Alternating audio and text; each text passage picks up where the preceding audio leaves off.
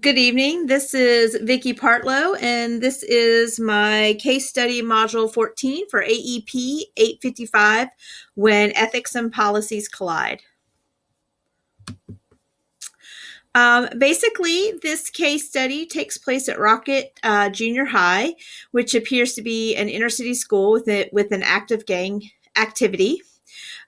James is a 15-year-old leader of a gang. He forced a 13-year-old honor student to hold a pair of brass knuckles for him. A teacher witnessed the exchange, and the assistant principal asked the safety officer to bring David to the office, where David was searched and arrested for possession of a weapon on school grounds. However, James confessed to bullying David into holding this for him. Per school policy, however, both students will be expelled for 45 days and placed in an alternative school program. And Mr. Inman refused to expel David. However, he is told by the director of secondary education that if he does not put the paperwork through, he will receive an official reprimand. So this summarizes the facts of the case study. The legal and ethical issues surrounding this case study is that, schools typically have policies and procedures that outline prohibiting weapons on campus. When researching the use of brass knuckles, it's found that it's illegal in many states. However, there are some states that only make brass knuckles illegal if they are used with the intent to commit a crime. Students are protected under the Fourth Amendment right to be free from unreasonable searches. However, this is not necessarily true in the school environment. There must be reasonable suspicion. Because the teacher had reported seeing a known gang leader give something to another student in the hallway, reasonable suspicion had been established, giving the safety officer the right to search the student. In this case study, not only were the school policies and procedures violated, but because schools don't operate outside of the law, the possession of the prohibited weapon was considered a felony offense. Both students, despite James admitting that he forced David to take the brass knuckles, were taken into custody and sent to the youth detention center. The school's zero tolerance policy demands that both students be expelled and sent to an alternative school, even though the one student was bullied into taking the weapon. So Mr. Einman is actually torn between what is right by law and school policy versus what an ethical dilemma that could possibly change the course of David's life. So essentially what happened was the leader of a gang forced another student who had no prior issues to hide a pair of brass knuckles that ultimately got both students charged with a felony, taken to the detention center, and possibly expelled from school. The relevant facts concerning the main players, there are several key characters in this case study. Mr. Inman, who of course is a first-year assistant principal. James is a 15-year-old gang member who has a long history of school and law-related disciplinary actions. David is a 13-year-old honor student. He's never had any disciplinary history. He's got a clean record at school. He's very well liked by teachers, has absolutely no problems whatsoever. There's the safety officer, the students' families. There's the director of secondary education. There's also the teacher, and ultimately the school board disciplinary committee or expulsion committee or whatever the school has that looks at the that goes through the expulsion hearing. Some unknown information. There is a difference if the officer is a school official versus a law enforcement official. So we don't know which one of these he actually is. We don't know about James's dynamic really with his parents. I mean, we kind of assume because his mother was more or less saying he could stay in the detention center, she didn't really care. Also, we don't know a whole lot about Mr. Inman other than that he is also from the South Side. So what things in his life might have influenced his decisions? And what is the principal's role in this incident? He's never mentioned. We don't know, how the dynamic of the school is kind of set up. Our main places, we know this is Rocket Junior High, which has approximately 900 students. It appears to be an inner city school with a high level of gang activity. There is the Disciplinary Alternative Education Program, which is the school's alt program for students who have been expelled. There also is the Youth Detention Center and the students' homes. Our unknown information is, where was, Rocket Junior High actually located? We're assuming it's an inner city, but, we don't really know. Is this a public or private school? Again, I assume it's a public school, but it could be a private school, a charter school, any of those kinds of things. And what actually is the expulsion and suspension rate of the school? How many students are being expelled, or how many suspended, throughout the year. And then, this seems to be a school district that has an alternative school for students with disciplinary problems. And, we do know that the assistant principal makes an effort to connect with students. This is a goal of his. We don't know what the curriculum is for this school. We don't also know what kinds of after-school program is available for students. It says it's a junior high. Typical junior high schools are a range of 7th to 9th graders, but they also can have any range of ages from, 5th to 7th, the 6th through 9th. It just depends on the school. Most of them are 7th to 9th grades. So what kind of school is this one? James is 15 versus, David, who is 13. The number of staff members are in the school, any kind of special programming the school has, such as bilingual programs, special education programs, gifted programs, and the actual school district policy and procedure on zero tolerance. So the important questions that are asked, could this conflict, the situation, or the decision be damaging to stakeholders or to the community? Mainly yes. I think the one stakeholder, David's future, can be significantly compromised if he's expelled from school and sent to that alternative school for 9 weeks. This could really change the course and history of his life. The individuals and groups that have an important stake in the outcome. David has the most stake in the outcome of Mr. Einman's decision, as well as David's family. The decisions that are made over this issue could change the course of this honor student's life. Also, Mr. Inman could be affected by the decision he makes, because if he follows his ethical and moral compass, he will have a written reprimand in his personal file that could affect his ability to be promoted or find positions elsewhere. The relevant stakeholders have been consulted, which includes the students' parents. However, the case study does not mention if the principal or other staff members and school board members have been told about the situation.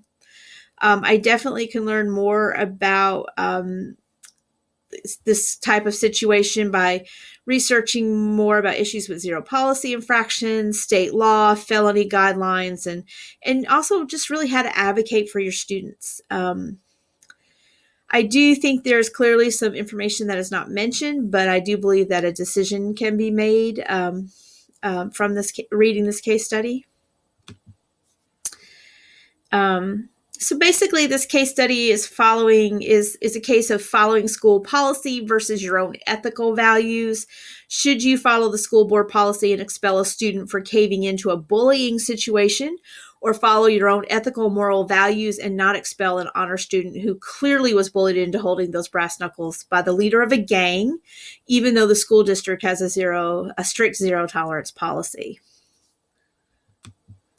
There are 4 options that I came up with. First option, of course, is no action whatsoever. The assistant principal can ignore his supervisor's advice, continue through with his plan not to complete the paperwork to have David expelled, and take the written reprimand and move on from there. Option number 2, he can definitely follow the procedure and fill out the paperwork to have David expelled and sent to the alternative program for 45 days.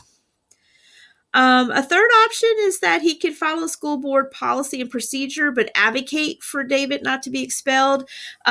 Typically, with expulsions, there's an expulsion hearing, so he can make a case for David not to be expelled and sent to the alternative school for 45 days due to the fact that he was really bullied into taking the brass knuckles. Basically, he felt we can assume that he felt that his life was in danger.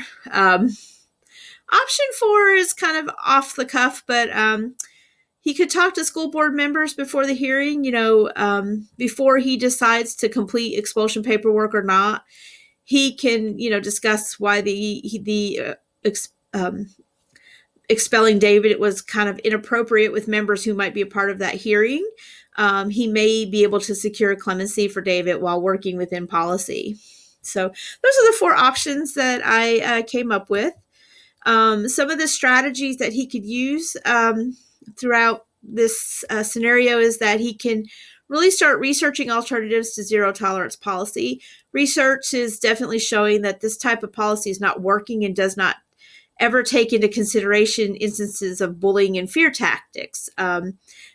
Zero policy means zero policy. It does not matter the circumstances surrounding the infraction. It just says, this is what happened, this is what's going to happen, kind of thing.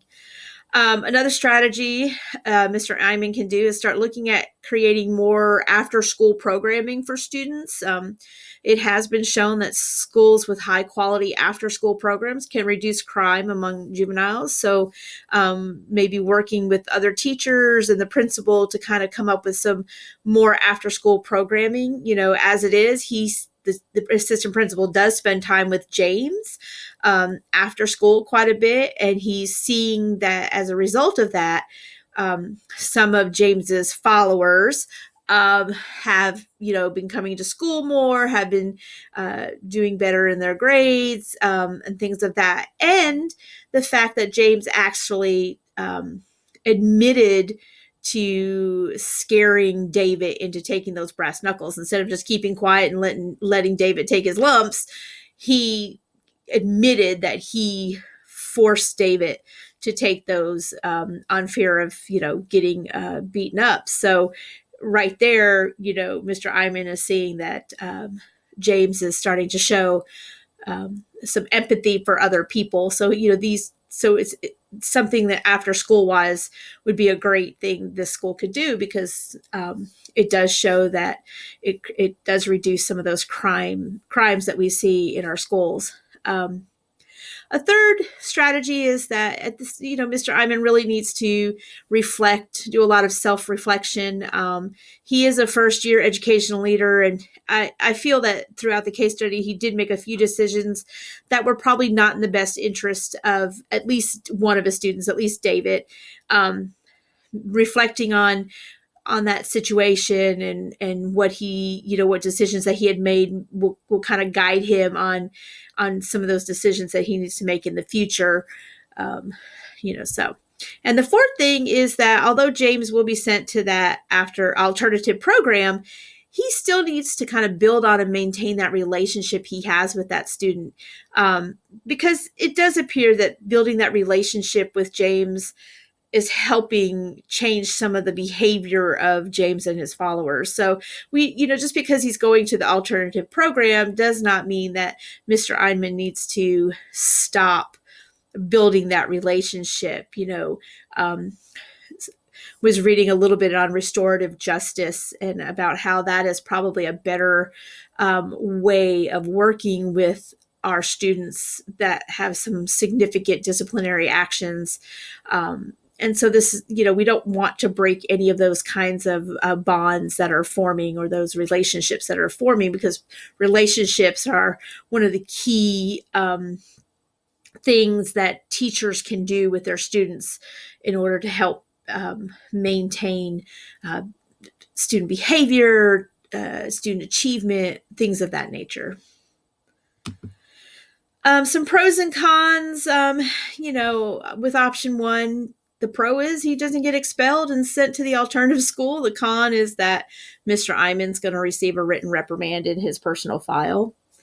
Option two, he's going to be following school board policy. He doesn't get the reprimand in his file. However, the con to that is that an honor student such as David gets expelled from school and sent to that alternative school.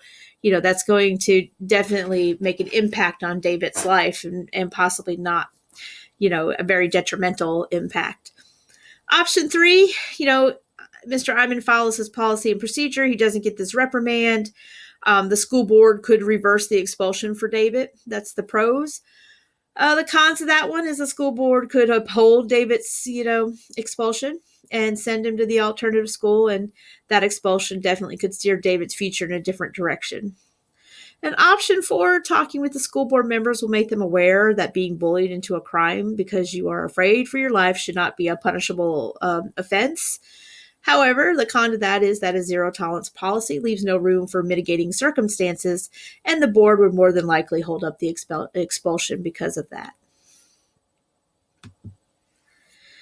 So I chose the best option being option one, no action. I chose this option because in the end, it's about doing what's right for your student, even it might be at a cost to you. He made some poor decisions at the beginning of this case, and in making those poor decisions, he kind of jeopardized the future of a student who had the potential to be able to make something of himself. So, truth of the matter is, even though he did make those poor decisions, the ethical thing to do in this scenario is to not expel David. I think that it's really hard for 13-year-olds to really make good cognitive decisions and to stand up for themselves. And it's very hard to be in a school environment and being bullied such as he was and being threatened as he was to take a hold of these brass knuckles. I don't think that should be a punishable offense. And so, if it was me, I would uphold the ethical side of this, which is not expelling him and taking the reprimand in my personal file. How this meets the standards for building administrators, it's definitely, this whole scenario, this whole case study is about standard 2 that outlines our ethical and professional behavior. So Mr. Iman cannot, in his good conscience, allow for a student like David to be sent to that alternative school because he knows that doing so would destroy a promising future. So by taking that written reprimand, he sees that the David's future is still on the same path. Also, too, you should also know that the employee handbook should state if he could supply a written rebuttal to that write-up to be placed in his file. So his plan of action, meet with his principal and discuss the expulsion and why he has chosen not to expel David. Secondly, he should review the employee handbook to make sure that a rebuttal letter can be written in response to that write-up. He should meet with the director of secondary education, discuss the reprimand and the consequences of that action. He should also start researching on zero tolerance policies and their effectiveness in reducing the number of crimes that are being committed. He should also work with a committee of like-minded peers in helping change that zero tolerance policy with their school district.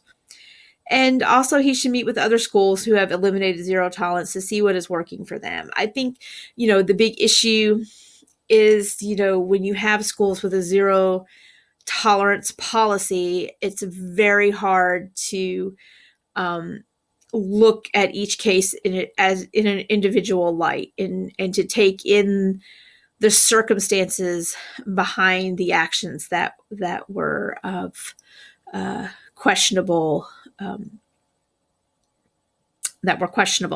So I think that, as he needs to kind of look at, maybe seeing if that zero tolerance policy can be changed. I know in our own district, we changed one of our policies through support of teachers and parents and students, we had a policy changed. So I think that it's definitely something that can be done and looked at, by the school board. Slide 10, the section 10 is just an outline of the NELP standard 2, ethics and professional norms. And then these are the references I used for this case study. Thank you.